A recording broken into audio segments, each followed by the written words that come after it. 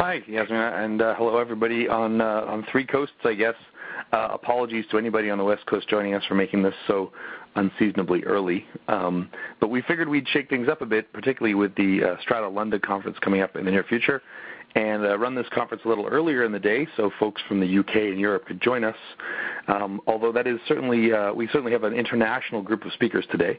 Part of the reason for doing this event and aligning it with some of the things happening in Europe is certainly to welcome some of our European attendees who we'll be seeing in person in London shortly. Caitlin's joining me all the way from the other side of the pond. Good morning, Caitlin.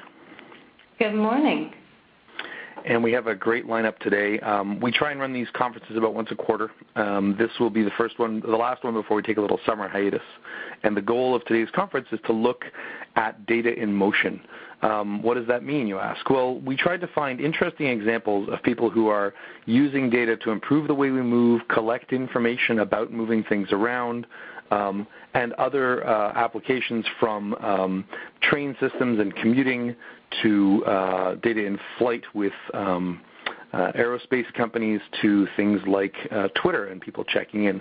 And we have a number of folks joining us today, and I'm going to hand things over to Kay to give some more context on today's sessions and introduce our first speaker. Great. Thanks, Alistair. It's really a pleasure to be a part of one of these events and not be on the speaker side. I joined back in December before the last Strata that we had in Santa Clara.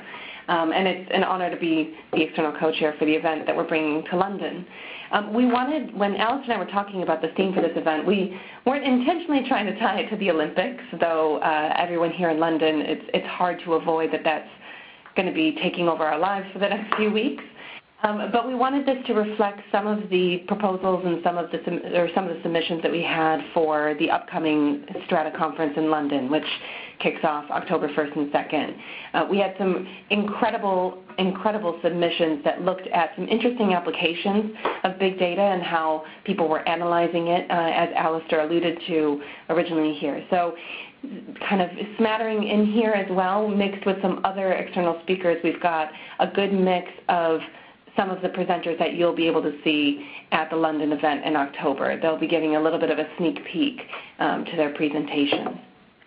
So to kick things off, without further ado, we have Simon Williams and Giacomo Corbo from Quantum Black, which is a data science agency that blends strategy, analytics, and creative insight to derive more from data to make faster, smarter decisions. Simon comes to us as the chief executive and co-founder of Quantum Black. Giacomo is the chief scientist with over 8 years of experience in data modeling, analysis, and algorithm development, all of those things that we like here in the Strata world. Their proposal, you can also see this for the main Strata London event. They'll be giving a little bit of a shortened version, a sneak peek, as you will, here today in the online event, looking at Formula One data and how that can be moved forward. So without further ado, I'd like to hand over the floor to Simon and Giacomo and thank them for joining. Thank you very much, Caitlin, and thank you, Alistair, for the introduction and the kind invitation to speak today with such an interesting audience and quite a humbling group of speakers as well. I was in Brooklyn last week, avoiding some of the Olympic chaos, and saw a quote from one of the locals there scrawled on a wall, the writer and painter Henry Miller, who quoted saying, "One's destination is not a place, but a new way of looking at things." And ahead of this call, it kind of occurred to me that once you start thinking about data and how that data kind of is constantly in motion and moves around, you can't help but look at the decisions that you're taking and the way that you're organizing yourself through a very, very different lens. And with that, I'd kind of like to tell you three stories about agility and about how data is driving that agility. One about speed, one about signals, and one about culture, and how sort of we're using data science to power the insights and the decisions that are being made in Formula One. I'm sure many of us already know Formula One, sort of probably, arguably, and certainly according to Bernie, the pinnacle of motorsport. For those of you that don't, it's played out by 12 teams, each with 2 cars, in 20 races in 19 countries per year. The development budgets of some of the leading teams can reach up to about $300 million per annum. And the cars that come out of those development programs can accelerate from 0 to 100 miles an hour and back again to 0 in under 5 seconds. Under braking and in some of the corners, particularly on tracks like Turkey and what have you, the drivers themselves can actually pull up to 5G. The race the race series is hyper competitive, and differences are measured literally in hundredths of seconds. Now, you may think this is just about a fast car and a driver keeping their foot down as much as possible, but it really isn't quite that simple. And race strategy and kind of the data that drives that strategy is core to winning. And as we've seen this season, losing races. One of the first areas where data really helps is in building awareness. Underpinning the strategy in a race is firstly a very clear intent from the team, given a sort of risk and reward expectations. Are they going for first place, but there's a high risk finish, or do they want to play it a little bit safer and go for a third or fourth place? And secondly, and I think perhaps more importantly for today's conversation, is there's a vast array of signals. These signals can include telematics on the car that offer some up to 1,700 data channels, tracking everything from your throttle, the braking, and all manner of engine settings. Those data channels that are coming off the car are producing about 1 gigabyte of data per lap. Added to which we can take live timing data, GPS data, to track the position on the circuit of our car and all the competitors. And it's not just the hard kind of factual data that we use, but also the sort of softer inferred intelligence that we can kind of gather from unusual sources. For example, in addition to the telematics and the GPS, we also buy access to the TV broadcast feeds, and from analyzing those TV signals can, in real time, infer the current engine settings, the steering input, and braking competitors of our competitors, not just at the beginning of the race, but throughout the race as they're changing. And of course, this is vital intelligence to help identify when we should be pitting and what tire choices we should be making. Aligned to that, and of course faced with so many signals and sources of data, important as the data science and the algorithms are, effective visualization is equally important. You've got to remember that the data is not about the science, not just about the science, but it's also about the consumption. This race trace that you can see in front of you helps visualize the evolution of position for all drivers on every lap in real time.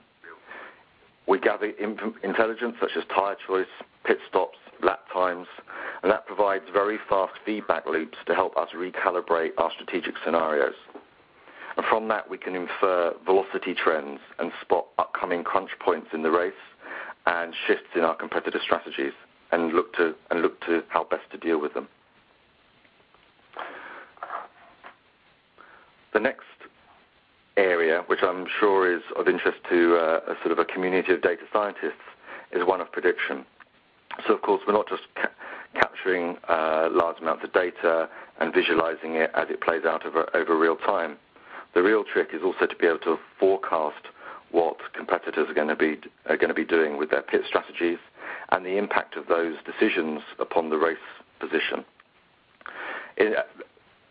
This year, actually, in the 2012 race season, tire degradation has been a major challenge, i.e. how fast, how well the tires wear, and how fast they degrade in performance. And a lot of the teams have been struggling to create good forecasts and smooth models on how that behavior is going to work. And it was quite an unexpected challenge. The team started the season without without knowing that this is going to be a challenge. I mean, of course, this makes for great viewing. We've had lots of different winners of the races and things. But, of course, it becomes an arms race in learning. And the first team to solve this data challenge is going to have a major advantage in the run-in to the rest of the season. So my prediction for the rest of the season is to watch it and figure out those teams that are understanding their tyres better than others, and they're going to have a good finish. Finally, taking that prediction, we need to start and think about scenarios. So on the chart that you can see at the moment is a number of positions for the drivers. So Hamilton starting on grid, and Vettel starting in second, and then swapping positions. You can see the current time where we are right at the moment. And from there, of course, uncertainty starts to play a big issue. So we're actually, given the sheer speed that you're in, you're competing in turmoil. And the fantastic plan that you had, that you crafted at the beginning of the race, unfortunately only lasts about 3 seconds, as by the time you get to the first corner, things start changing.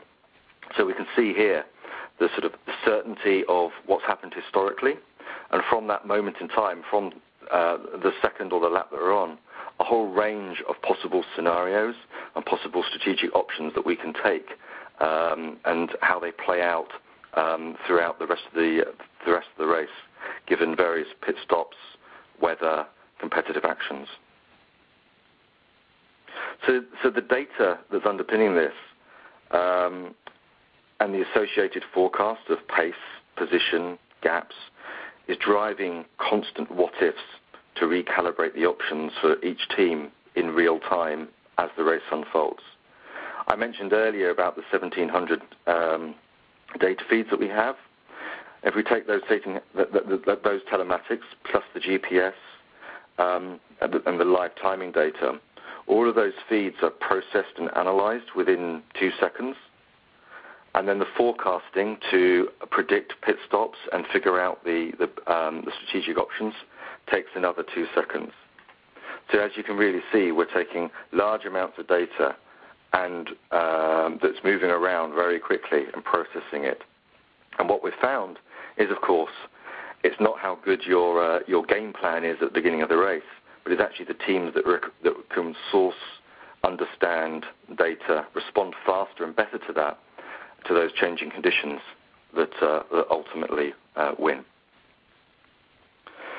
To kind of step back a little bit, if you like, a lot of this race strategy and the ideas that are underpinning it, when you distill it down, it's essentially based upon an element of decision science called OODA loops: observe, orientate, decide, and act. The difference is now that the volume and sources of data are really driving the tempo at which that can happen. And the key advantage for the teams and what they're really looking to do is try and reduce this decision cycle so that they can always get around that OODA loop a little bit faster than their competitors. And that's, of course, where the data is driving the speed. Of course, interestingly, everybody knows the race in Formula One on race day. But there's actually a very important second race that's going on. And that's the innovation arms race back at the factory. Winning the championship is not just how fast your car is at the beginning of the season, but critically, and actually in our eyes often most importantly, it's how quickly and effectively you can improve that pace throughout the season. This year, McLaren started quickly, but you can see from the recent races, Ferrari are really making strong strides.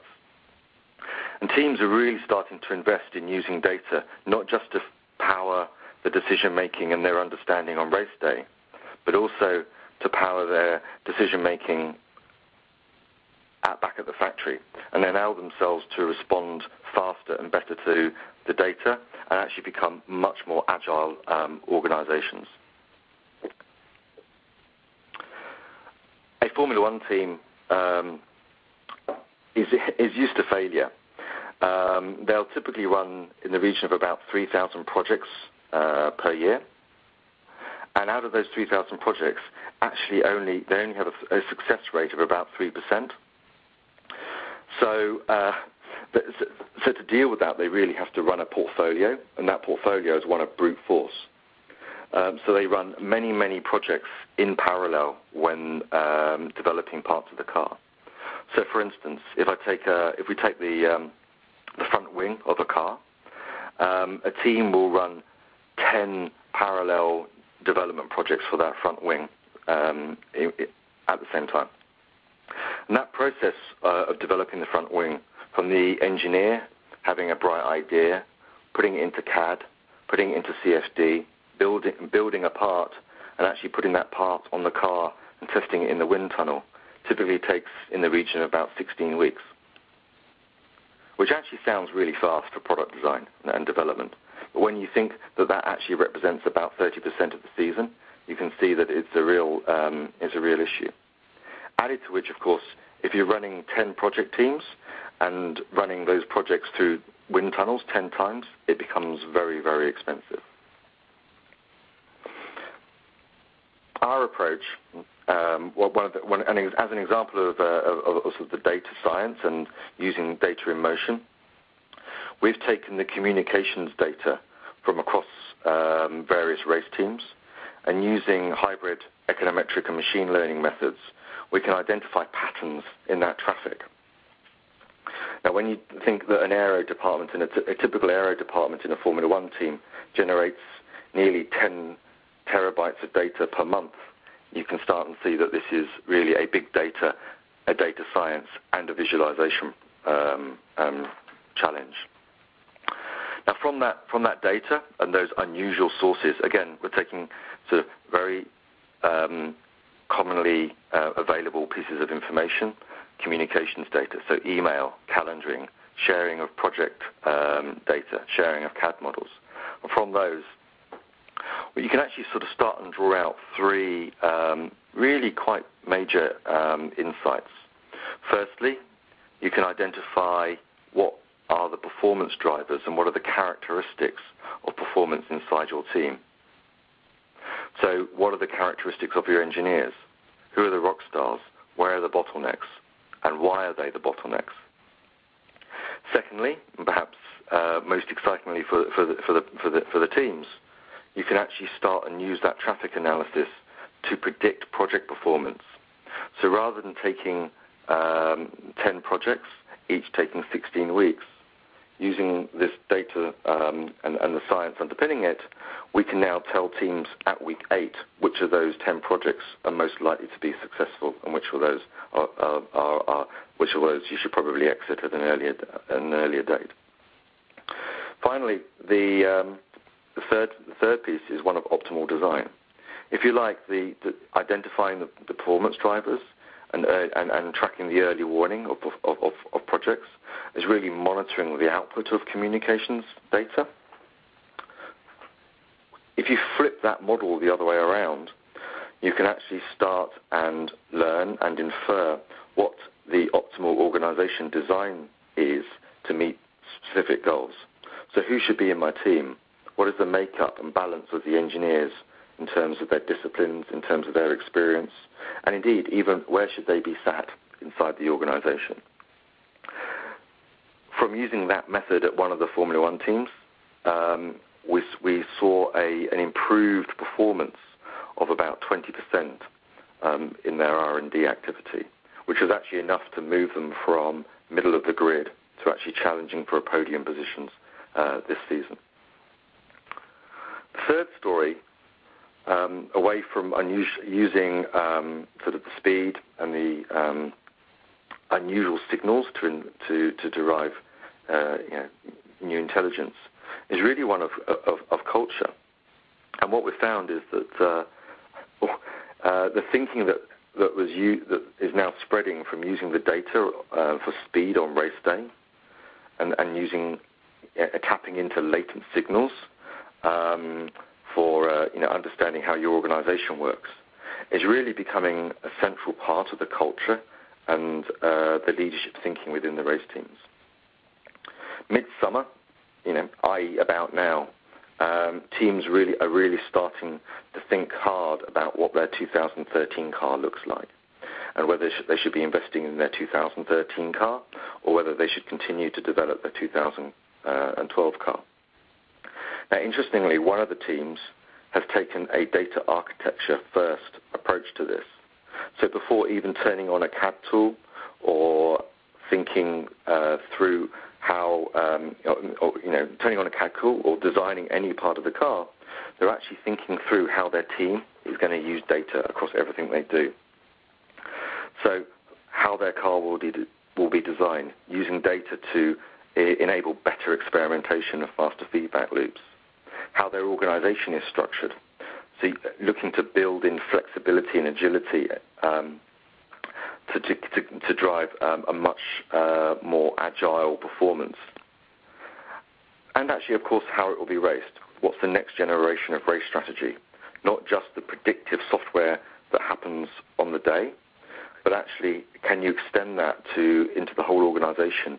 And of course, the idea is to not just win a race, but it's to win the championship. So what does race strategy look like when it's stretched to an entire season? To answer those questions, of course, data is absolutely at the heart of that. And I think, to quote an old O'Reilly mantra, that every business is now an information business, even the race teams. The race teams themselves will absolutely attest to the old adage that no plan survives engagement with the enemy. And they're using data to fight an arms race in learning. And we're witnessing that this thinking has moved, is existing not just on the racetrack, but also in the boardroom. In the corporate world, future products, services, and organizations are becoming underpinned by agile models in which data is turned into an asset, be it sourced internally, externally, be it what we euphemistically call hard data or soft data, from aerodynamics to new building materials to computer games and even audience interactions. How that data is helping decision makers understand that data, and that data being in motion is helping decision makers understand the implications of their choices, constraints, and opportunities. We've seen that in strategy. I'm sure Jason will be able to talk a little bit more about this in a lot more detail than we can. But in aerospace, we're witnessing data being crucial to inform the scenarios and options available to manufacturers as they invest in new products. Interestingly, it uses many of the same methods as in Formula One race strategy, but just dialing down the time units. So rather than thinking in terms of 90-minute races and 2 to 4 second updates, aerospace firms are thinking in decades and quarters. But they're still picking up on the importance of internal and external signals, constantly shifting data, exploring options to rewire how they're thinking about data, how they're thinking about strategy. We're seeing that in product design, especially in those areas with scarce and highly skilled and expensive engineers, such as software, media, entertainment. Firms are investing in better use of their latent data asset to learn more about their employers' characteristics and predicting their project performance. We're seeing that in organization design. So I had to get managing mega projects, such as building the Olympics in Brazil. Various data sets are being extended to provide not just the sort of three-dimensional CAD models and design simulations, but also much, much more agile project management with predictive early warning of that project performance, so that the investors and management get an early warning on when project activities are starting to go awry. And finally, of course, probably an area that much of the audience knows, market intelligence. We've seen some of these methods and data looking at usage data and how that's moving around. So genome sequencing of the usage data to identify patterns, clusters, and pairings within an audience, often drives much deeper awareness of the client and consequently informs the product strategy on a much, much faster cycle time, back to those OODA loops. And without, hopefully, it being too cliched, what we're seeing is many of the ideas that occur in sport being bold and creative in what data sources you want to use, using both hard factual information, but also the softer, less high-quality opinion and inferences, absolutely drives advantage. And taking those lessons and applying into the corporate world, we're seeing that many industries are recognizing that they're facing their very own Moneyball moment. And with that, I'd like to either ask questions or hand back to Caitlin. All right, thank you so much. Fascinating stuff. We do have a couple of questions for you in the Q&A, so I'm going to field them for you, and you can give us a quick answer on them. First of all, from Jagan Reddy, how do you identify hidden variables in the data and the relationships between them? That's an excellent question. I'm actually, Giacomo, are you still on the line? I think I might bring you in to answer that one, if that's okay. Yeah. So thanks for the question. I mean, that is a good one. I mean, it's also a very general question. So it's very much, I mean, the kind of analysis that we do is predicated on exactly what the problem is and what variables we're talking about. But I mean, whenever we've got, I mean, a lot of the forecasting that we do hinges on trying to predict some output, a single output variable or a number of other output variables, dependent variables. And against that, we have a number of covariates, so input variables, independent variables that we're looking at. And the first thing is that, and to solve that problem, if we think that there are relationships between a number of the independent variables, well, there's a number of things that we can do, multi-factor analysis to look for dependencies, correlations between them, between the input and the output.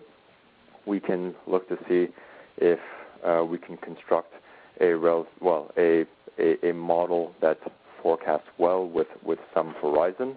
I mean, again, a lot of the forecasts that we do, these have to be actionable forecasts.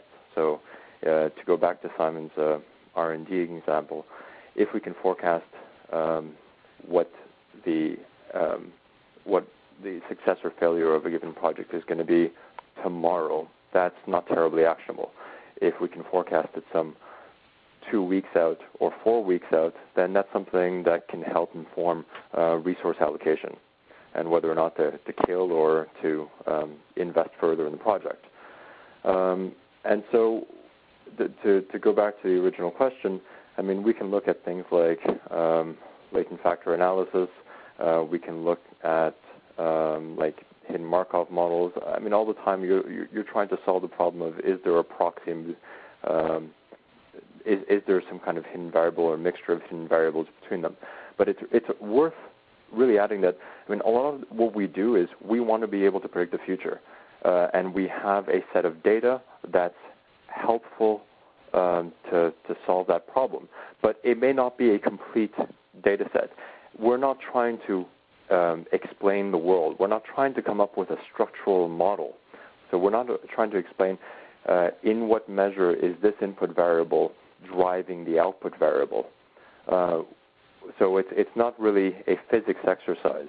What we're really trying to do is to predict the future. So if we want to build up a new model, you're doing a lot of you're constructing these time series. So you're doing left joins and right joins, and that is, you're really paying a penalty for that in SQL. And so the technology is changing incredibly quickly, and now using tools like Hadoop, using HBase, using Mahout and everything to build up these machine learning models quickly is what companies are doing now. Okay, we do have a couple of other questions in the queue, but we're running out of time here. Where should people find you on Twitter if they want to continue this conversation? At quantumblack.com. At quantumblack.com. Okay, and if you guys look at the pound StrataConf hashtag. Everybody's chatting about this there as well as in the chat. There is actually a shared chat here, so you guys can handle those questions. Thank you both very much. I do want to flag one little thing you said, Giacomo. All we're trying to do is predict the future. You know that everybody else thinks that's a superpower, right? Just want to make sure that... Yeah, but at the same time, you really do, I mean, I would argue that what physicists are trying to do, understanding, making very complex models, but really trying to get at like why physical phenomena is what it is arguably a harder problem.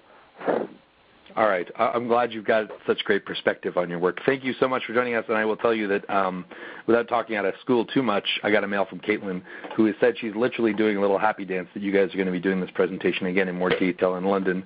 That's probably because she's had more coffee than me by this time of the day. All right. Jason, are you ready to go? Yes, I am. Excellent. So our next guest joins us, and it was sort of a last-minute addition to the lineup, and Jason and I are going to have a quick conversation about airplanes. Jason Agagne is someone I've known for a few years. He is an E-enabled aircraft systems and information security specialist at Bombardier Aerospace. They make everything from airplanes to, I guess, skidoos to jet skis, but Jason's more interested in the ones that fly in the air. Not anymore. You got rid of that part? Yes, no, they just make trains and planes now. Just trains and planes. So Jason spends a lot of time thinking about the kinds of information that airplanes collect, and I wanted to ask him a few questions about the aerospace world and the challenges that airplanes face collecting information and some of the things they're doing with that data, as well as how that world is changing. Jason, you want to give us a quick background on Bombardier and what you do there? Well, so right now what I do is working on the new C-Series aircraft program, which is our latest large aircraft. It's going to be in the 130-seat, 150-seat range, and it's going to be the company's first E-enabled aircraft. It'll be the industry's first advanced E-enabled aircraft, and I'll get into some of that a little bit in the future. All right. And how much data does an airplane make? We heard about Formula One cars. Yeah, so well, it depends. So on the older, what I'll call the legacy aircraft or the non-E-enabled, so anything that's not an A380, A350, 787, 747-8, or the C-Series, those older aircraft will only typically generate between between 10 and 100 megabytes of data per flight hour, and 100 megabytes would be a lot, and that would mostly be coming from the engine data. The older legacy aircraft just don't have the capabilities to generate a lot of data that's usable or automated, other than the stuff that pilots and maintenance people write down when they see something happening. All right, so most of that data is used for maintenance work. Is that where? Yeah, it's usually just reporting. It'll be maintenance work. It'll say I had a problem with my radio didn't work, or my ACARS didn't work, or I was getting an engine indication fault, and I have to write that stuff down. And then the guy goes and looks at it and plugs in a diagnostic computer to an engine part and pulls that data off of there. The newer aircraft parts are, first of all, are designed now to actually stream that data to a collector. And then this collector can collect anywhere from a few thousand parameters up to 5,000 parameters at a frequency from 1 hertz to 40 hertz, in some cases up to 80 hertz. So we're talking 80 samples per second from thousands of parameters. That generates a lot of data. On these new aircraft, we could get up to 4 gig of data per flight hour, but more typically between 100 and 250 meg per flight hour. But if my math is working okay, that's still doing a lot of suppression and aggregation and filtering, right? I mean, we talked to the guys at CERN a couple of conferences ago, and they said that 99% of the data that they throw away happens at the collector. So what kind of filtering and sampling happens on the box? There'll be no filtering. Every parameter that's sent out is collected and compressed, and then either stored on the aircraft or sent off in real time, depending on the type of data and the type of event. Wow! And a lot of that became. I guess necessary from a tragedy with the Air France flight that crashed off the coast of South America a couple of years back. Airbus and Air France were able to get a few pieces of data. It wasn't too significant, but the industry realized that, with satellite communications becoming as fast as they are and the prices going down, we can start collecting more real-time data. So in the event that something like this happens again, we don't have to spend tens of millions of dollars in 2 years searching the ocean floor for a black box or a recorder. And how much of this stuff is spun out of the aircraft and streamed somewhere in flight versus when you get to ground and sort of synced up? That's what's trying to be decided upon right now by the OEMs and the operators. So every aircraft manufacturer will say automatically, like for instance, on our aircraft, we have certain parameters that the operator or the user, we call them, just cannot disable. No matter what, these parameters will stream off the aircraft in real time, either via ACARS, SATCOM, VHF, or something else. Then the operator, we have other user selectable parameters that the operators can decide if they want to pay for this. They can get more data off because satellite communications is not cheap by any means. I mean, it is cheaper today than it was 5 years ago, but still, it's not something that the average person or companies want to pay for. So typically, it would be very hard pressed to get more than a couple of megabytes of data off the aircraft in real time, just because of the latency and because of the satellite communications issues. If you were, say, over continental North America or continental U.S., where you could use GoGo in flight, then you could get a lot more data off the aircraft. All right, it sounds like the old model was you record the errors and then some kind of person plugs into that particular component to pull off the information. Is that? So there's two ways today. That happens for the most part still today even on the newer E-enabled aircraft. There are some options that are being designed right now where you can use cell phone or Wi-Fi. So as the plane touches the ground, gets to the ground, or is getting close to the ground in some cases, the flight management computers will now know what phase of flight it's in. There are different phases, and they'll know that's coming into a phase it's getting for landing and in taxi. At that point, the radio can turn on, and then they can look for its closest tower, or depending on different priorities, if it's in a foreign country and there's roaming fees, it might opt not to. It'll wait till it finds a Wi-Fi access point at an airport and start dumping down critical data that it needs to dump down for maintenance. If there's let's say there's an engine problem, like an engine vibration issue, or the plane experienced significant turbulence in the air, which would generate a high load event, those kind of parameters might be sent down via wireless, either ACARS, VHF, or SATCOM, while the plane is in flight, so a maintenance person could be ready to check a critical component of the plane. So your airplane actually makes smart decisions about roaming fees? They can, yes, absolutely. The aircraft will know what country it's in, and then based on the table, it'll know that if it's cheap enough or if it's urgent enough to use the cell phone network, either 3G or 4G, to transmit certain types of data or wait. Wow, that's incredible. So there's all sorts of back-end logic that goes into that, but we're testing that right now. Actually, we have a plane in Europe that we're trying to play that between Western European and Eastern European countries. That's amazing. So when the plane lands, it has a certain amount of time before it turns around, right? So got to offload the passengers, load the passengers. Presumably, some kind of data analysis has to be done in real time to say, it's okay for this plane to fly, and some of it has to be done on the aggregate. What's our fuel consumption like, and things like that. How does the real-time processing differ from the batch processing? So like I said, there are different parameters that are deemed to be critical for flight. Those parameters might be included in the MMEL, which is the minimum equipment list that you can have for flight. So if there's something that is not okay with one of those parameters, it sends it off right away. There would probably be a notice on the MFD, the multifunction display in the cockpit, telling the pilot that there's a maintenance action that needs to happen, or a maintenance guy needs to clear something or check something, or you need to call maintenance engineering for whatever reason. That will be part of the procedures that are done as a pre-flight check before the plane can leave. If there's something that has to be replaced, then, just like today, it has to be replaced. But the good part is that the crew and maintenance knew something had to be replaced before the check was even being done, whereas today, the old crew gets off, new crew gets on, the pilot walks around, does his checks his systems. 2 minutes before departure, oh, geez, look at this, my FADEC, the Full Authority Digital Engine Controller, is reporting a fault or an issue. I have to clear this fault before I can leave, which could lead to a half an hour or more delay. Whereas with the new system, it might end up being a 10 or 15-minute delay, if that. So it's all about getting the data, the right kinds of data, out sooner to the right people who can make the decisions to do something to have the plane turn around and and maintain a high level of dispatch reliability. Okay, and we've talked a lot about the data that the airplane sends out. What about data that the airplane consumes, like flight plans and air track messages? How's that stuff changing? Again, on legacy aircraft, all of that data, except for the 777, is on paper that the pilots carry, these big, huge suitcases. We call them the flight bags.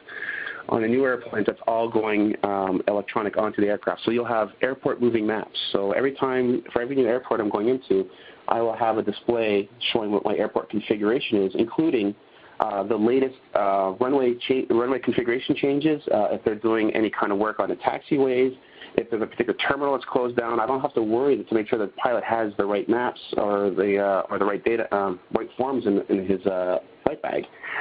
There's also updated weather radar information being put in there, stuff for wind gusts, stuff for wind shear.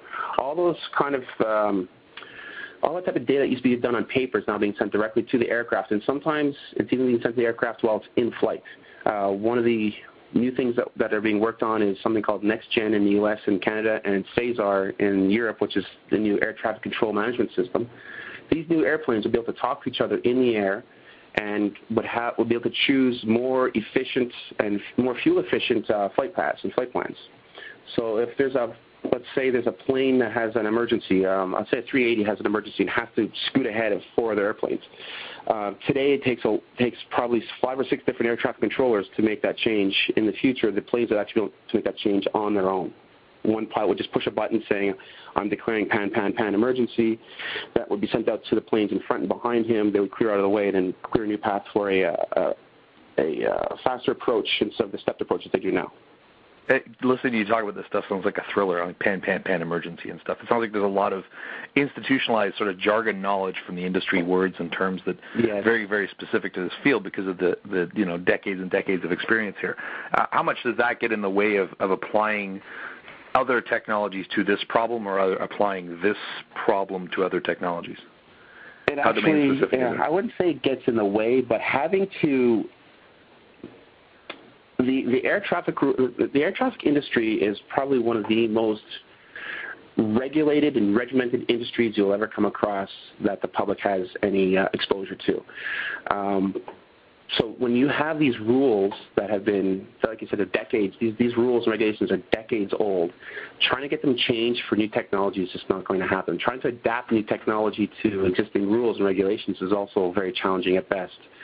The industry is right now trying to amend and modify some rules, but we're going to probably look at another 5 or 6 years before these new rules get amended. So taking today's technology and wrapping it around something that's very rigid is very hard, very challenging. An example would be the use of COTS equipment on aircraft. People may not know this, but a lot of flight control systems You mean common off-the-shelf equipment, not the comfy seats, right? Yes, common off-the-shelf systems. Sorry. For instance, some people will be surprised to learn that some flight control systems are running embedded XP.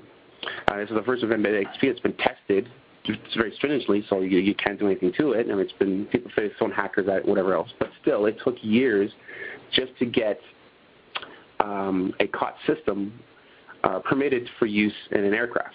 And it literally costs millions of dollars just to certify one computer type. So once this computer type has been certified, people don't want to change it too often because there's a huge time required for your return on investment on that. All right. We have a couple of quick questions here. Thank you very much. Every time I talk to you about this stuff, I realize how little I know. Andy Parker asked us, is there anything from this data that you can learn which benefits the passenger experience? Like, how is this stuff actually changing the passenger's onboard experience? So one of the things we're always looking at is PAX-X, or passenger experience. And one of the biggest things we can do on that is flight turnaround time. PAX-X is a word? PAX-X, P-A-X-E-X. All right. If you do a hashtag PAX-X, you'll see a lot of things related to passenger experience. Wow. So for passenger experience, the biggest thing that this will help is with the turnaround time. Passengers really hate being delayed and not knowing why they're being delayed. I've been on flights where a plane landed 10 minutes late and ended up being a 4-hour delay because crews went over and there were engine problems and all sorts of other things. It's just a horrible cascade effect of failures.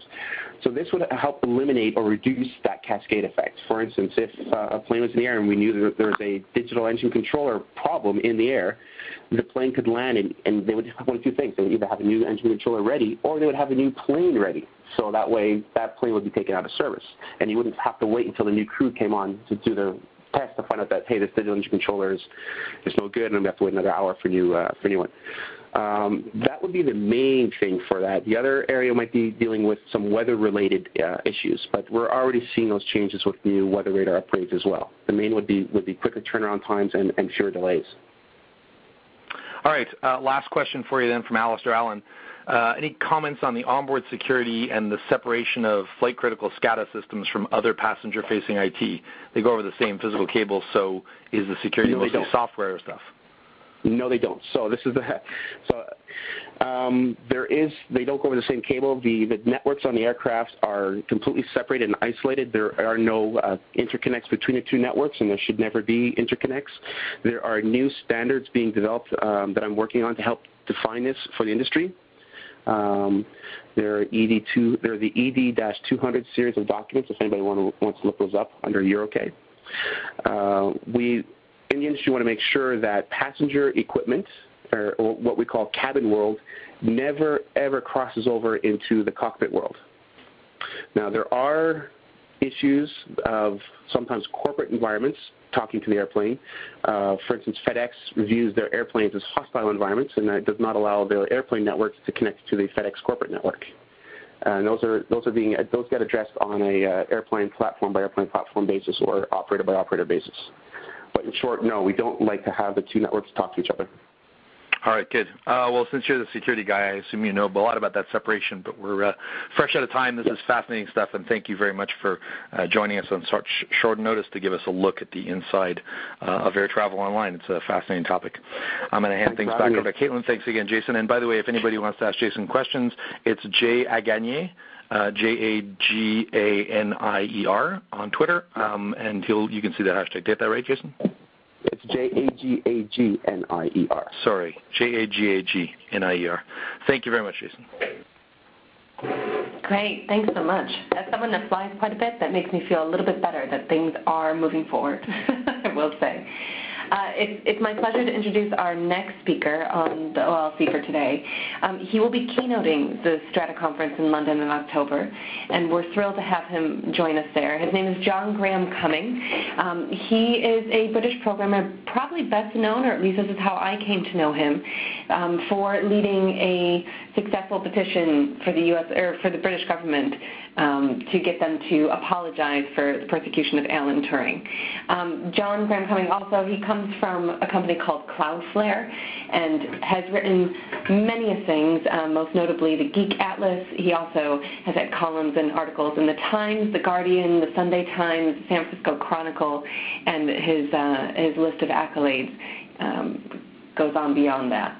John is going to be giving us a sneak peek of his keynote that he'll be delivering on October 1st and 2nd here in London, looking at big data projects back in the 1950s. You know, seldom do we take that sort of historical approach when it comes to looking back at how our foundation came to be, and John is going to be walking us through that. So, John, the floor is yours. Oh, thank you very much. That's wonderful. When I got asked to talk about this, the brief was to talk about something in the history of British computing, and obviously something related to the sorts of things that people who go to Strata are interested in. And of course, I immediately thought, well, what big data was there, or big problems were there in the early history of computing? And clearly, there were none. And of course, I was completely wrong. And as I dug around, I came across this thing that I've called the Great Railway Caper of 1955, and it involved a big data problem that was very real and was solved, and it actually has many interesting parallels with the things that we have to do today, and it makes you realize that many of the things that look like they're problems that are unique to the current environment have been faced over and over again as computers have got faster and faster. So the Great Railway Caper was this. At the time, in the 1950s, British Rail ran all of the railways in the United Kingdom, and the government had a mandate telling them that they had to calculate the distance between all of the railway stations they had. So they had to build up a big table saying, from this station to this, going along our network, it's this many miles. And the reason for that was that they were going to be forced to charge based on how far it was. Now, there are about 5,500 stations at the time, which gives you about 15 million pairs of distances you need to calculate. Now today, you could do this in minutes. It's a simple application of Dijkstra's shortest path algorithm. You're just doing the shortest path from each station, and you do it all in RAM, and you would be done. The problem was there was many things missing in the 1950s that make this a very, very challenging project. The computer they were going to do it on was extremely small. The problem is there were only a handful of computers in the entire world at that point. In the 1950s, it's only briefly after the Second World War, and there were almost no computers in general use, and in the UK, there was one particular computer which was capable of doing this job, and it was owned by Lyons, the tea and cake company. That particular computer had about 2K of memory, and its memory had to store both the program and the data. And the secondary storage for this data was punch cards. So anything that couldn't fit into RAM had to go onto punch cards. And Dijkstra's algorithm hadn't actually been invented yet. So they had neither the memory to store all the things, they didn't have fast secondary storage, and they didn't even have the algorithm. And the machine they were doing was actually tied up doing business work during the business day because it was used by Lyons for supply chain planning and other tasks. This is actually a picture of the Lyons electronic office. This was the first computer that was ever built for a business purpose. It was specifically built by Lyons so they could run their business on it in 2K of memory. And it was used for many, many years, and there were many successors to it. One of the things they discovered was that when the machine wasn't being used during the daytime, they could actually rent out the computing power, and that's how it came to be that the British government asked them, paid them to do this gigantic calculation. Now, I was lucky enough to interview the software engineer who worked on this. Of course, he didn't call himself that, and who helped solve this problem. And he is still alive and has very good memories of the way in which they solved the problem. And what's interesting is, when talking to him, you realize that so many things are not new. With big data problems today, we don't have enough. We can't do it all in RAM. We're having to split problems up. It very often is the case that algorithms don't exist, or you may have to implement algorithms in a different way. For example, currently, obviously, we have lots of computers, and there's a real challenge in taking things and splitting them up so an algorithm can run in parallel across many different machines. Computers are overloaded with other tasks. Things have to be shared across the machines over time. This is clearly the case in Lyons' world. They had to let that machine work in the day, and they only had limited time at night. There was a very specific deadline. You couldn't spend forever doing this. And secondary storage is very, very slow. In their case, it was punch cards, and what they had to do was print out, basically punch out intermediate results onto punch cards at night, and then load them back in again the next evening when they were working on this. So they had to do some problem partitioning. They had to come up with the algorithms. They had to dump this data out, and you can imagine the task of dealing with millions of punch cards you had to load and restack. They did do this problem. They did complete it for the British government, and the data exists. One of the most interesting things is that the way in which they solved a large part of this problem is what I call the they wrote some really tight code. Everything was in assembly language. They actually independently invented Dijkstra's algorithm. I had a long conversation with the engineer who worked on this, where he described this algorithm. He went on not ever to study computer science and didn't even realize that Dijkstra's algorithm existed, but had gone about creating it. And they were dumping these punch cards out. The last interesting thing they had to do was partition the data, and this is obviously a thing that comes up over and over again in big data things, is how do you partition it? Because they couldn't do the full calculation all in one go, they had to cut the data up. And the way in which they did it is what I call the Scottish connection, which is that this is actually a picture of a map of the British rail network in the 1950s. In the middle here, there's a line going across, which is the Scottish border. And there are only a very small number of railway lines that cross the Scottish border. And what they realized was that they could actually split the rail network up into areas where those areas were connected together by a small number of lines, do the calculations within those areas, and then do the calculations between the areas. So they broke it up into a hierarchy of problems that they had to solve. And doing this, they were able to solve the problem and actually compute the complete network, all 15 million or so pairs of information. in October, I'm going to talk about this in much more detail and hopefully have the software engineer who worked on it actually be present. He will be able to give us even more insight into how they did it. But what I think is interesting about this story is that there are so many parallels between what was being done in the 1950s and what we're doing today. The only really significant difference is that we have more machines. They only had one computer on which to do this. But everything else, in terms of algorithms and data partitioning and dealing with the speed of the machine, are very, very familiar today. So I look forward to being able to talk about this in much more detail this coming October. Great, thank you. Now, do we have any questions for John? Oh, I have one in case. I'm not seeing any come up in the chat. John, just out of curiosity, what provoked you to do additional research into this area? Did this come along as you were doing research for one of your books, or what initially piqued your interest? Well, I've been interested in Leo because Leo was the first business computer ever created, and it was quite interesting, the story of why Lions, this business in the UK, in the 50s and in the early 50s, suddenly had this idea that computers might be a big deal one day. And there's a very good book on that, which was about the Lions Electronic Office. And then when I was asked to do the keynote, I went to do some more research into interesting problems that were solved in that era, because a lot of stuff has been talked about over and over again, and I think that people haven't actually necessarily dug down into what was really going on those machines. We often talk about the architecture of the machines or how they were built and the personalities, but not necessarily what the programs were that were run on them. And this is one example of a sort of real program that needed running. Great. I look forward to hearing the full keynote over at Strata Conference in London. Look forward to doing it. So we do have a small question here. What was the name of the book? The book is called A Computer Called Leo. A Computer Called Leo. Yeah. Great. Well, if you have additional questions, you can reach John on Twitter at jgrahamc. Is that right, John? Yeah, that's right. Yeah. Great. Thank you again.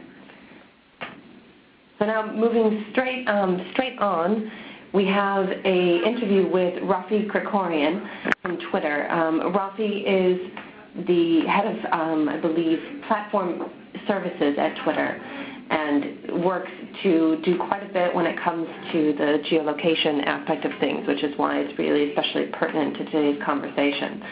Rafi, do we have you on the line? I'm right here.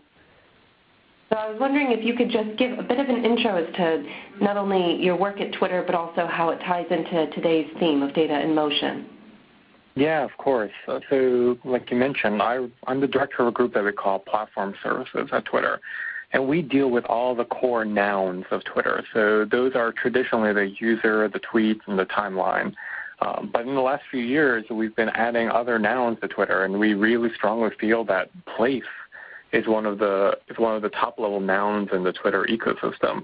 And how can we bring place to be something of value to our users? Like, we find that users often talk about what are they doing now on Twitter, but we've been also noticing trends people have been historically, and where and when and how and why at Twitter. So sort of expanding our vocabulary, expanding the way that users can interact with our platform is what my day-to-day job looks like. Okay. Now, my understanding is that Twitter got its start telling people where to go at South by Southwest. Is that still the case, or has Twitter ceded that space to Foursquare and other associated geolocation services? I mean, where people should go is definitely something we're still very interested in. And you can see this all the time when people are tweeting about, I'm going to a particular restaurant, I'm going to a particular sporting event, I'm going to a particular movie theater. That does happen on a Twitter platform. However, our focus has changed, obviously. Now people are talking about where they are talking about particular places as opposed to talking about going to particular places. And Twitter's focus around this has also changed. So instead of talking about static locations that people are chatting, that people want to go to, we're more talking about these transient locations that we call events. So that going to the Giants Stadium, for example, in San Francisco is not as interesting as necessarily going to this particular Giants game in San Francisco. And events and places are are very related to each other. It's just that one has this other transient time dimension to it, whereas the other one is a static location for all practical purposes for all time. Like Giant Stadium will be there for decades, whereas a particular game lasts a couple hours, but they're in the same space time. They're in the same space, just at a different time scale. So we definitely think it's very important that we continue to allow the users to talk about these places. But for static locations, I think it's definitely fair to say that a lot of that happens on other platforms. They use Twitter for syndication mechanisms to sort of get that data out and make it more available and accessible. But our game at this point, I think, is about these transient locations as opposed to static locations. Got it. Now, a question that you must get quite often, and I will sort of play the naive card on this one, but knowing that Twitter is known for this whole 140-character limit, I know that location seems to be fairly high bandwidth information. Can you walk a newbie through how carrying that location data out of band from 140 characters works? Sure. So for us, it works in a couple of different ways. We derive location data all the time from tweets that are flowing through the network. I have a fairly good idea if you look within Twitter infrastructure, the Twitter infrastructure has a fairly good idea where every single person who's an active user on Twitter is located. Like we can make these guesses based on your incoming IP address. We can make these guesses based upon which version of Twitter you're using. Are you using Twitter in Japanese? Are you using Twitter in French? Are you using Twitter in Afrikaans? So we can gather what we call implicit location data all the time from different signals. So another few examples of that would be we sometimes do analysis of the text that comes into Twitter. So we sometimes do analysis of the links that you send into Twitter. So we can gather all this implicit location data. It's not necessarily a trivial task, but we gather by looking at both the tweet text itself or the links that you might send through or the IP addresses that you're logging in on or the user settings that you have configured Twitter to. As part of your bio on Twitter, we also have a free-form text field that will allow you to enter in where you are. Like I think it's currently labeled as like literally where are you. And for a vast number of people who have actually filled that out, I think it's on the order of 60% these days of the people who have filled that field out, we can actually reverse locate that into a particular location. So a good example is a lot of people have actually say like San Francisco, California, or it might say London, UK. Very few people are saying things like my mom's basement or something like that, something which is not actually locatable to a real place. And then finally, there's all the explicit signals with Twitter. So you can geotag a tweet with your latitude and longitude. So then you're giving a very strong signal to Twitter and to the world as to exactly where you are. Your photos that you send through Twitter might have location data as part of the picture metadata. And if you have location enabled on your clients, then we won't strip that data out. That data will tag along with the photo and become an inherent part of the tweet.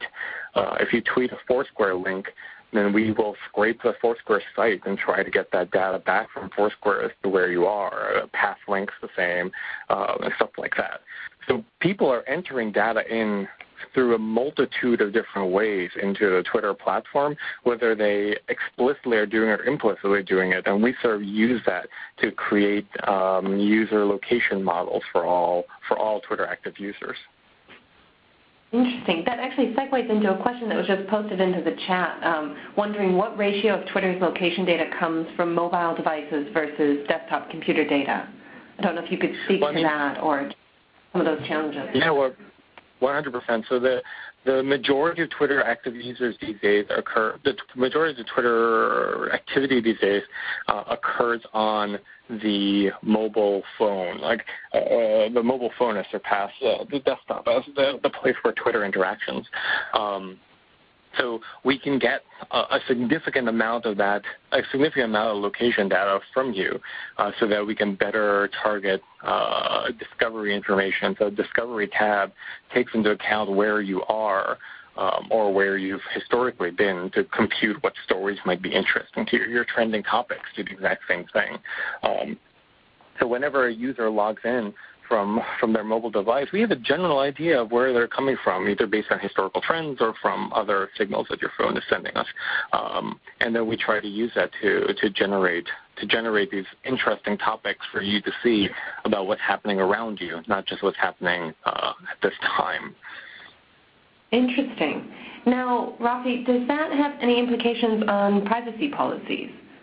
I know that some have been up in arms about pairing together all of this information that you can now effortlessly stitch together to solicit new meanings from. I mean, I was wondering if Twitter has been experiencing any of that pushback. No, I mean, it's definitely something that we have to deal with. What we try to do is we don't store your IP addresses. We don't store all these other pieces of information that come through. What we do instead is we have this hierarchical database of places for the world. So I know that San Francisco is within California, which is within the United States. And we do something very similar to Fire Eagle, and we sort of like fuzz your data down to like what locale you might be in and use that for any kind of analysis purposes or any kind of logging purposes. So we try to remove all the like really hypersensitive information and sort of provide a much more granular level that we're more comfortable storing and doing analysis on. So unless you've explicitly geotagged your information, then I probably don't know exactly where you are. So I for example, am pretty careful and I never geotag my house, for example, when I tweet.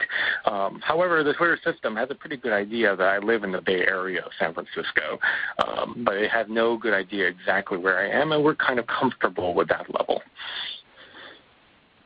Interesting. And it sounds like because it's more of an opt-in process, it keeps you away from some of the hairier legal issues or privacy backlash. Yeah, precisely. Like you have to opt in for hyper local or hyper accurate information. You have to opt in to send us that data. Any implicit data you're not clearly opting in for, but we don't actually have that very good resolution when it comes to it. Right. Now, we have just a few minutes left here. I was wondering if you could look a little bit into the future and where you see location-based services moving in, say, the next 5 years. I mean, for companies like Twitter, I think it's going to go in two different directions. One of them is clearly a lot more recommendations and a lot more targeted content and I think that's going to come in a couple of different ways. Like I've talked to obviously a series of companies around their different types of technology, and what they all end up doing is like, how can you model where a person's home is? How can you model where a person's work is? How can you really model a person's set of behaviors through the day so we can target information at them at exactly the right time? So like I might not know exactly where Rafi is, for example, but I'll pretty good guess it's at 11 a.m. on a weekday, unless something has definitely changed. 11 a.m. on a weekday is probably in downtown San Francisco because that's where Twitter is headquartered and that's where he works. So how can I provide him information around that? So location is kind of this other signal that's sort of being used as part of the recommendation systems because it just provides so much more context around what a daily routine looks like and the kind of other pieces of information that a user might be seeing in the world. And that sort of branches into the second one, which is obviously more targeted advertisement systems and more targeted advertisement systems are effectively a different kind of content recommendation system. So if I know that you are in downtown San Francisco on 11 a.m. on a workday, then I can probably send you information about a daily special that's happening at your favorite restaurant.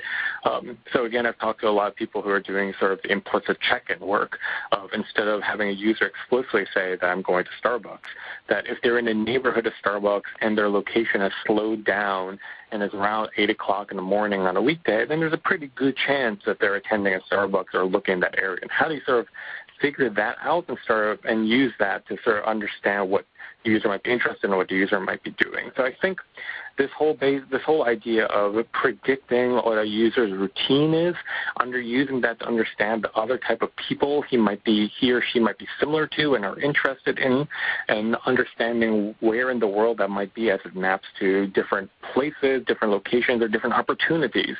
I think it's the real direction all this is going in. I think there's a lot of work clearly to wrap this up in really interesting and exciting user interfaces, but a lot of that is partially in a way to just simply garner more data about users, just make it more fun for users to get this data through big systems so we can do large-scale analysis of it.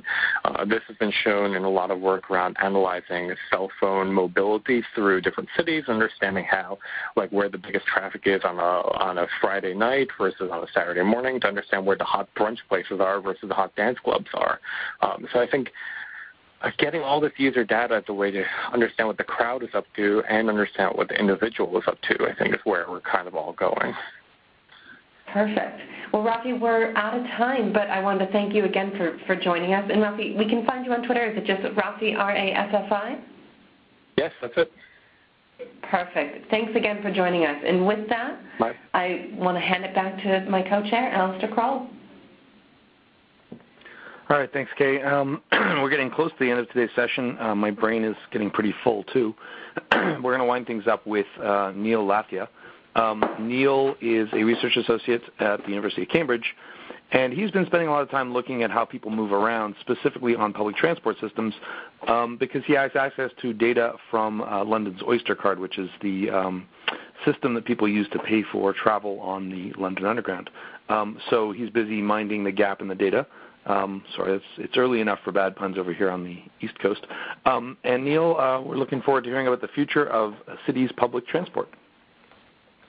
Thank you. And I love the pun, by the way.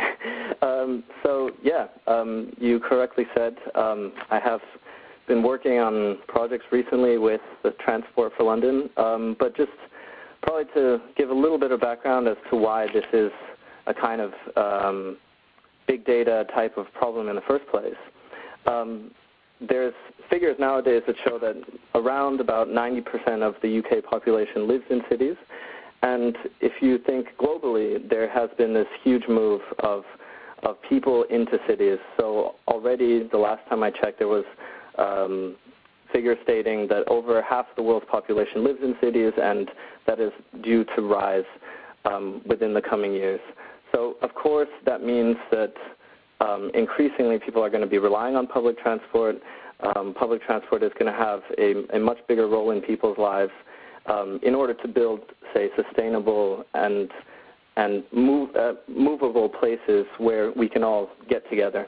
And, of course, there's no better time to be looking at the London transport than right now, since everyone is freaking out about it for the Olympics.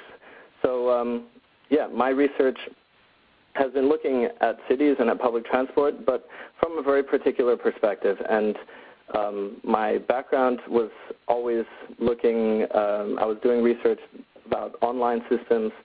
And when you look at the difference between the online world and the offline world, there's one key thing that comes to mind, which is that when you're online, everything is about data. Data is used to bring value to you as an end user. It's used as a means for companies to create value for themselves. Whereas when you go to the offline world, when you walk out into your city, there's a bunch of problems all over the place which have never been tackled as big data type of problems. So if we look at a particular example, online we've got your search engines, recommender systems, social networks, whereas offline we've got these problems with helping people navigate cities, keeping people healthy, where probably the main thing that they have in common right now is that these are both areas that generate loads of data, but the main thing that differentiates them is that they've never really been tackled as data problems when you're out in the city. So as Alistair mentioned, London has this Oyster Card, and London also has the great aspect of having one of the oldest transport networks in the world. So the transport network was built in the late 1800s, and the Oyster card was introduced in around 2003, where the main purpose was just to facilitate payment, so to help people get through the gates quicker because they didn't have to buy a ticket every time they go into a train station. And of course, the consequence of that is that this kind of system generates data about how the entire city moves in its day-to-day life. The main question, of course, is this big data? Well, certainly after hearing from the Twitter guys, I would say the answer is probably no. Twitter has in the order of, say, 300 million plus tweets a day, and that's probably when nothing too special is happening. Whereas in London, there's only about 3 million trips per day, so orders of magnitude smaller. But the nice thing is that the data is quite granular. It collects, your entry and exit points, what fares people are purchasing, if they have registered online, where they live, and you can capture this, very simple pulse of the city, where you see how London is mainly a commuting town during the weekdays, and of course everyone stays at home. Well, the majority of the city is staying at home on weekends. So the main sort of difference that I mentioned earlier was that in online settings, you're thinking about what products can you build out of data. However, in the case like London, you've got an Oyster card, you've got loads of data, and of course, you can ask any Londoner about public transport, and they'll instantly have a million stories and a million problems to talk to you about. But data is never really used to tackle these issues. So today I'm just going to very briefly talk about two things that are, of course, still within the research domain, but they show the promise of what could be built with transport data. So the first one, here's a screenshot of the fare system in London. Again, this is something that everyone in London will have their own stories to tell you about. But basically, in a nutshell, the fare system in London was made to be incredibly diverse, to try and cater for as many people's needs as possible. So in a very basic sense, people can choose to either pay for their public transport trips on a per-trip type basis, and that's called pay-as-you-go, whereas people who use the system more regularly can buy these travel cards, which allow them to freely use the system in a particular set of zones over a particular amount of time. So my personal choice there was, when I was living slightly outside of central London, I would buy a Zone 1 and 2 travel card valid for 1 month. And that would let me use all of the buses and all of the services, the tube and the overground, within those zones for that amount of time. And the fares vary quite incredibly. So some of them are very cheap, some of them are very expensive, and the big challenge that people have is finding exactly which fare will match their travel needs. Of course, behind that, there's a number of other problems related to people not potentially understanding exactly how they're going to need to use the transport system or not. But the great thing was, for me personally, that I could put a number to these incorrect decisions that people are making by analyzing a sample of data that TfL provided me with. And this number actually turned out to be relatively surprising. And it showed that the city is, on a year-to-year basis, overspending by roughly £200 million just by people making the incorrect choice for what kind of fare would suit their travel habits. So, of course, if you want to make a sustainable public transport system, you want people to have incentives to use it, and thinking that a system is very expensive and potentially not as efficient as you would like it to be, then this really plays against the future role of public transport in our lives.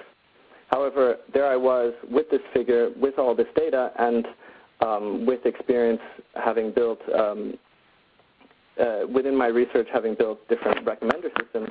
And I thought, well, couldn't the same techniques that are used to give you music recommendations, to give you movie recommendations, and to recommend what products you buy on Amazon.com, couldn't we use those same techniques with mobility data to help people make the best choice for themselves and pick the right tickets for them to buy? So I basically did that, and I just tried these algorithms that you can pull out of any online libraries, and the accuracy was actually really high. So that shows that just a simple system that is trawling through the data, that would give you recommendations for the things the fares that will suit your needs, could actually be quite spot on and help you save money as you're traveling with the London transport system. So that was one sort of point of potential. Of course, bringing that kind of system into production and deploying it in London is a whole separate issue that I do not have time to talk about today. But the second story that I was going to cover is related to some of the stuff we've talked about earlier today, which is about passenger experience. And in London right now, the Oyster card is great. It captures where you're going. It can hold your tickets for you, and it's just a little card that you carry in your pocket. But of course, it doesn't capture your experience or the experiences of the people around you. And why would this ever be a problem? Well, as any Londoner will tell you, it's often the case that you run into a problem on the tube when none has been announced, or alternatively, there's problems that have been announced, but when you get there, the service is fine. So in this case, rather than turning to the Oyster card data, which doesn't capture this PAX-X, which is the new term I've learned today, we've turned to mobile phones. So we've built this prototype for Android phones. It's an app called TubeStar, which is purely seeing what potential mobile phone data could give to transport operators and passengers. So it's very much related to what Rafi was just talking about with Twitter, and it actually uses Twitter to give you the information that other passengers around you are providing to the system, as well as your phone's sensors, which can now that Wi-Fi is being deployed throughout the London Underground, be quite good at localizing you. So it can figure out that you are reporting from King's Cross Station that a gentleman has just given up his seat for you, and so you're having a fantastic time. So really, that's, say, the main two stories that I wanted to talk about today. And the fundamental difference between working with transport data, working with mobility data, and working with online data like ratings and tweets, I don't think is much of a difference at all. The main difference that still is around is this view of the world, which is that when you're building a train network, you're not building you're not solving a data problem, whereas when you're building a recommender system, you are only building around data. So I hope that the future will be a convergence between these two things. Of course, the online world has spearheaded algorithms and techniques that can be readily applied to the offline world. And with that, I'm happy to take any of your questions. All right, thank you very much. We do have a couple of questions in the system right now. I guess one of them was from Matthew Hahn. Can you explain the slight spike on Tuesdays and Thursdays? What is it about travel data that makes those things vary? Tuesdays and Thursdays. Let me have a look back at the slide myself. I don't have particular explanations. Obviously, I don't have the reason why people are traveling when they do travel. My intuition would be that I'm assuming that more people will be skipping work on a Monday than any other day of the week. Of course, what the truth behind that is, I can't say for sure. All right. Out of the 200 million overspend, how much was that spent total? Can you say? So the data that I was working with was a sample, so I do not have the exact figure for the total spend. And this 200 million is an estimate for the overspend. But it worked out, the thing that I can say is that it worked out, if you look at it on average, per passenger, to not be an incredibly huge sum. Of course, when you look at an average over a non-uniform distribution, it kind of doesn't give you the right information. So the key point of information probably is that rather than looking at the total spend or the overspend, is that there are some people who are quite good at making these decisions for themselves and a huge chunk of people who were actually quite terrible. All right, and last question for you. How much of the data that you used in your research was publicly available? How much was via API and easily gotten? So TfL has a 1-week sample of, I think it's a 1-week sample of mobility data that they have put online. You can register and then download it. However, the data that I was working with was the result of a research collaboration with them and is thus protected by a non-disclosure agreement. So TfL is slowly opening up to working with more and more academic institutions, and they are also opening up to developers and have quite an extensive API. However, the data that I was working with, which is looking at where particular people are moving and what fares they are purchasing, is held behind locked doors. All right. We do have a couple more questions if you have time.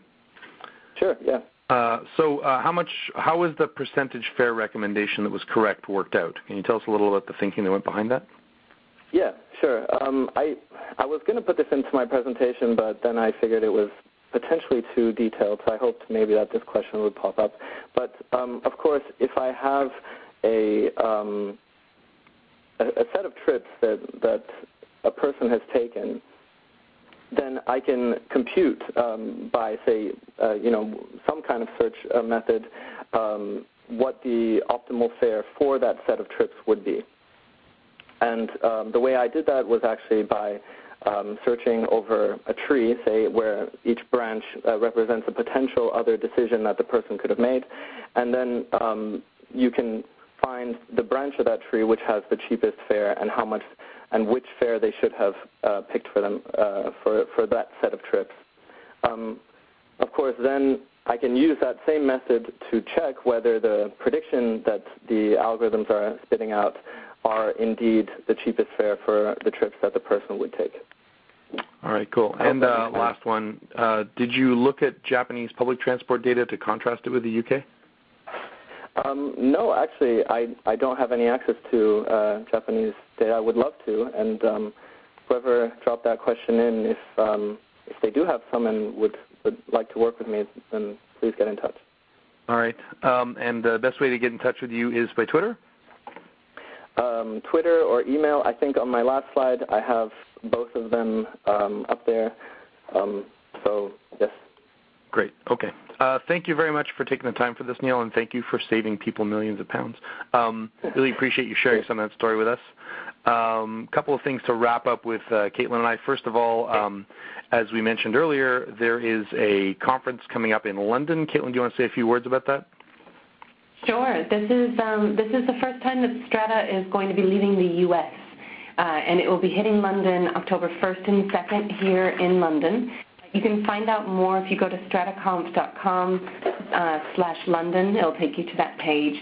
You can also navigate there if you're already looking for other Strata events. If you're finding out more information about the Santa Clara or the New York event, there's a navigation bar at the top that will lead you right to us as well. And tickets are still available. We hope to see as many of you out here as possible. And I won't be at that one, but Ed will be joining you for the Strata London event. Shortly after that, we have another event in New York City. Strata New York happens October 23rd to 25th. We'll be talking about a lot of the subjects you've heard here, big data, new interfaces, and ubiquitous computing and how that changes the way we live, love, work, and play. Strata is a fascinating set of conversations around the way that data is changing what it means to be human and how it's altering business and modifying the way that we make decisions. This is the first time we're doing it in conjunction with Hadoop World, so obviously a focus on Hadoop and MapReduce in general and some of the technologies that are sort of post-SQL that are making it possible to do many of the things with large volumes of data in real time. Both of those events coming up in the near future, so we hope to see you at some of those. On behalf of Caitlin and myself, it's been fascinating listening to everybody talk about this stuff today, and we hope to continue running these things. If you want to hear more of them, we should have other ones coming soon in the fall. We try and do about four a year, and we try to touch on a variety of subjects. We do also have the Strata RX event coming up on big data and healthcare, and so we may be doing some stuff around data science and managing your health. Caitlin, any last thoughts about London? The last thing I wanted to add is that instead of, with how the New York event goes, Strata and then Hadoop World, the Strata London event is going to be back-to-back with Velocity Europe. So those of you that are looking to come into town a couple days earlier before Velocity, you can find out more information on the website there as well. Awesome. All right. Thank you very much, everybody who attended. Hope this was useful. Thanks to all our speakers. Always a fascinating conversation to have on these. And you will all be receiving an email with a link to these presentations in video format once they're transcoded. So we look forward to seeing you on another online event somewhere on the interwebs or in person at one of the two Strata conferences. Thanks. Thanks again.